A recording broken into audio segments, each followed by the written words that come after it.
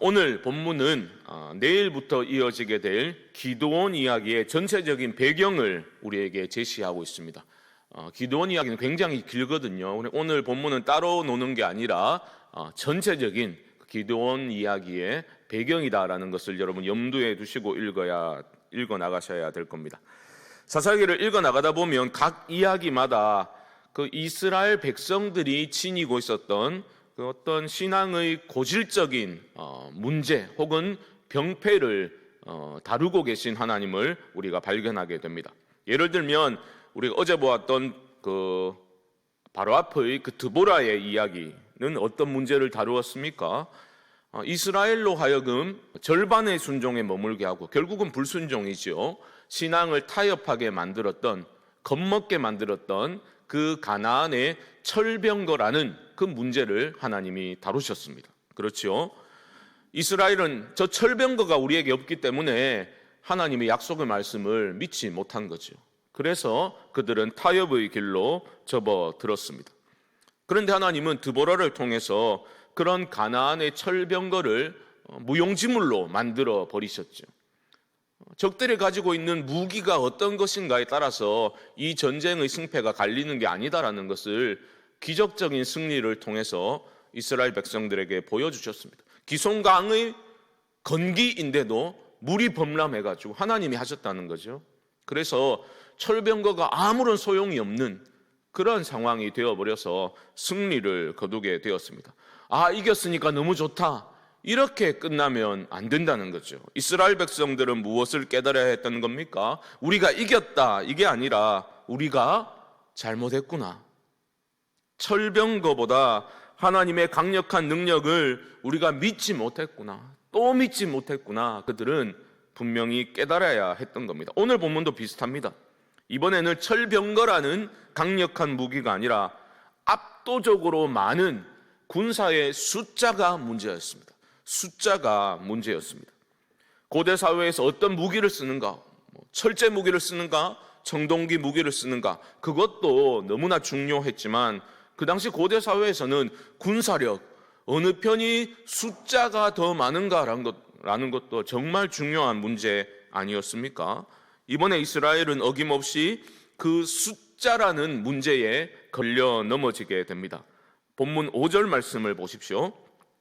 이는 그들이 그들의 짐승과 장막을 가지고 올라와 메뚜기 떼같이 많이 들어오니 그 사람과 낙타가 무수함이라. 그들이 그 땅에 들어와 멸하려 하니.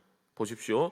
이번에는 미디안 사람들이 압도적으로 많은 숫자를 자랑하면서 들어와서 이스라엘을 약탈해 버린 겁니다. 그야말로 비참한 상황에 빠져버리게 됩니다. 그런데 여기서 우리가 한번 생각해 볼 점이 하나 있습니다. 미디안의 숫자의 많음이 사실 근본적인 문제는 아니다라는 것입니다. 거슬러 올라가 보면요, 모세의 장인 이드로는 미디안 사람이었습니다. 그리고 사사기 4장과 5장에서 가나안의 장군 그 시스라를 죽인 여인 야엘이 등장하지 않습니까? 그 사람은 겐 사람 헤벨의 아내라고 소개되고 있는데 헤벨은 미디안 사람의 자손이에요. 그러니까 미디안 사람들은 이전에는 이스라엘에게 도움이 되었던 사람들입니다. 그런데 이제는 그들을 위협하는 비참한 형편에 밀어넣는 적들이 되어버린 겁니다. 이스라엘이 깨달아야 했던 문제는 적들의 숫자가 많아서 우리가 이런 고통을 당한다, 이런 게 아니라 모든 문제는 하나님과 우리가 어떤 관계에 있는가, 하나님과의 관계에 모든 문제가 달려있다는 것을 그들은 깨달아야 했던 겁니다. 오늘 본문 1절 말씀이 그 하나님과의 관계가 얼마나 중요한지를 잘 보여주고 있죠. 1절 말씀 보십시오. 이스라엘 자손이 또 여호와의 목전에 악을 행하였으므로 여호와께서 7년 동안 그들을 미디안의 손에 넘겨주시니. 미디안 사람의 숫자 많은 게 문제가 아니었다. 그 전에 그들은 이스라엘을 도와주었습니다. 지금 그들의 문제는 적들의 숫자가 아니라 근본적인 문제는 여호와 하나님 목전에 그들이 악을 행했다라는 것에 있습니다. 관계의 문제입니다. 하나님과의 관계의 문제입니다. 실수가 아니라 그들은 의도적으로 자기들 눈에 더 좋아 보이는 그러한 것들을 마음에 두고 자신의 삶의 중심으로, 그 가나안의 것들을 삶의 중심으로 하나님을 밀어내고 그것들을 받아들인 것이 문제였습니다. 가나안의 풍요를 탐하여서 우리가 이 땅에 잘 정착해서 잘 먹고 잘 살아보자 라고 결단한 것이 그들의 문제였습니다. 왜냐하면 하나님 없이 하나님 밖에서 풍요로운 삶을 바랐던 그들의 그 욕망이 문제였습니다. 그래서 하나님은 이번에는 무엇으로 그들을 심판하십니까? 기근으로 그들을 징계하시는 거예요. 우리가 가나안의 것들을 받아들이면 풍요롭게 잘 살 수 있겠지라고 마음먹었는데 기근을 주십니다. 미디안 사람들이 심심하면 올라오는 겁니다. 그래서 그 땅의 소산을 싹쓸이 해갑니다. 가축도 싹 쓸어 가버립니다. 말 그대로 먹을 것이 없어가지고 굶주림에 이스라엘 백성들은 허덕이게 되었습니다. 이런 어려움을 당하게 되자 그들은 어떻게 반응합니까? 6절 말씀 보십시오. 이스라엘이 미디안으로 말미암아 궁핍함이 심한지라 이에 이스라엘 자손이 여호와께 부르짖었더라. 기근으로 인해서 비참한 상황에 처하게 되자 그들은 여호와께 부르짖었습니다. 그런데 이 부르짖음이 우리가 사사기를 잘 읽어나가다 보면 느낄 수 있겠지만 이것이 과연 참된 회개인가? 라는 것에 대해서는 참 회의적으로 그렇게 반응할 수밖에 없는 것을 볼 수 있습니다. 어쨌든 그들은 부르짖었습니다. 부르짖음을 외면하실 수 없는 하나님은 어떻게 반응하셨습니까? 주목해야 될 것은 하나님이 구원자 사사를 곧바로 보내신 게 아니에요. 이번에는 그렇게 하지 않으셨습니다. 8절 말씀 보시면 여호와께서 이스라엘 자손에게 한 선지자를 보내시니 라고 말합니다. 이 굉장히 중요한 부분입니다. 부르짖으니까 구원자를 보내셔서 이스라엘을 고통에서 곧바로 건져내신 것이 아니라 누구를 보내셨다고요? 선지자를 한 명 보내셨습니다. 고난당한 상황에서 즉시 건져주시는 것을 이스라엘 백성들이 원한 것이었지만 하나님은 그렇게 하지 않으십니다. 왜요? 너희들이 왜 이런 고통을 당하고 있는지를 나는 분명히 깨닫기를 원한다. 그래서 하나님은 선지자를 보내시고 말씀을 들려주시는 겁니다. 선지자가 말한 메시지의 내용이 뭡니까?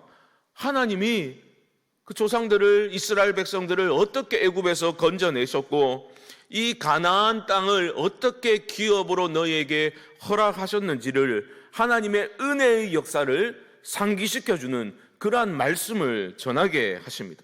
그게 먼저입니다. 고통당하는 상황에서 그냥 건져내실 수도 있는 하나님이시지만 그렇게 하지 않으시고 돌아보기를 원하시는 거죠. 내가 너희에게 어떤 은혜를 베풀었고 너희는 마땅히 어떻게 행해야 하는데 왜 그것을 잊고 살아가고 있느냐라고 깨우쳐 주시기를 원하신 겁니다. 그래서 은혜 베푸신 이야기를, 역사를 상기시켜 주신 후에 10절에서 명령을 주시죠. 보십시오. 10절입니다. 내가 또 너희에게 이르기를 나는 너희의 하나님 여호와이니 너희가 거주하는 아모리 사람의 땅의 신들을 두려워하지 말라 하였으나 너희가 내 목소리를 듣지 아니하였느니라 하셨다 하니라. 잘 보십시오. 이스라엘의 실패와 불순종의 원인이 무엇이었습니까? 두려움이었습니다. 두려움. 그들은 가나안의 신들을 두려워했습니다. 가나안 사람들처럼 그 땅의 신들을 잘 섬겨야 그 땅에서 풍요와 안전을 누리며 살아갈 수 있다고 그들은 생각하기 시작했습니다. 믿기 시작했습니다. 또 그렇게 하지 않으면 멸망당할지도 모른다는 그러한 두려움에 사로잡히게 되었고 하나님을 등지고 우상 숭배에 빠지게 된 겁니다. 아니요, 정확히 말하면 하나님을 등진 건 아니죠. 하나님도 섬기고 가나안의 신들도 섬기는 그러한 양다리 걸치는 모습을 보이게 된 겁니다. 사랑하는 성도 여러분, 오늘 본문을 통해서 우리는 무엇을 생각해 보아야 되겠습니까? 너무나 근본적인 이야기를 들려주고 있는 거죠. 우리 안에 참된 두려움이 회복될 때에, 우리가 하나님을 하나님으로 만나게 될 때에 우리는 하나님을 온전히 의지할 수 있습니다. 우리가 하나님 편에 설 때에 하나님 편에 우리가 온전히 설 때에 내 삶을, 내 가정을, 이 교회를 하나님이 지키시고 책임지신다라는 것을 우리는 확신하게 될 것입니다. 그 믿음이 있을 때에 온전한 순종의 길을 우리는 걷게 되는 것입니다. 사랑하는 성도 여러분, 이 하루도 하나님이 복의 근원이심을 잊지 말고 살아가시기를 바랍니다. 하나님을 경외하는 마음으로 하나님께 순종하심으로 우리 앞서 행하시고, 아니 우리 앞서 이미 행하셨고 오늘 또 행하실 그 하나님을 온전히 신뢰하는 믿음을 가지고 순종하심으로 여러분들의 삶에 임하시는 하나님의 권능의 손을 목도할 수 있는 그런 복된 날이 오늘 하루 이어질 수 있기를 주님의 이름으로 간절히 축원드립니다. 우리 합심으로 한번 기도하겠습니다. 제가 먼저 기도하겠습니다. 하나님, 미디안의 숫자가 아니라 하나님과의 관계에 모든 것이 달려있음을 오늘 말씀을 통해 저희들이 깨닫게 됩니다. 하나님, 우리를 고통당할 때에 아파하시고 건져주시기를 원하시지만 단순한 문제 해결이 아니라 그 문제 속에서 내가 하나님을 향해 어떤 믿음을 가지고 있는지 깨닫기를 원하시는 줄 알고 하나님 앞에 겸손히 엎드려서 늘 하나님과의 올바른 관계 안에서 주의 음성 듣기를 청종하기를 기뻐하고 즐거이 헌신하고 순종하는 복된 삶이 이어질 수 있도록 하나님 도와주시옵소서.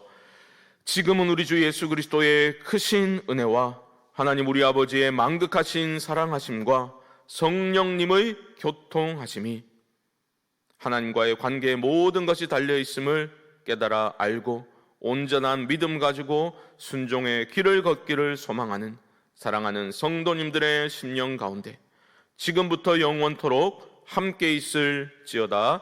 아멘.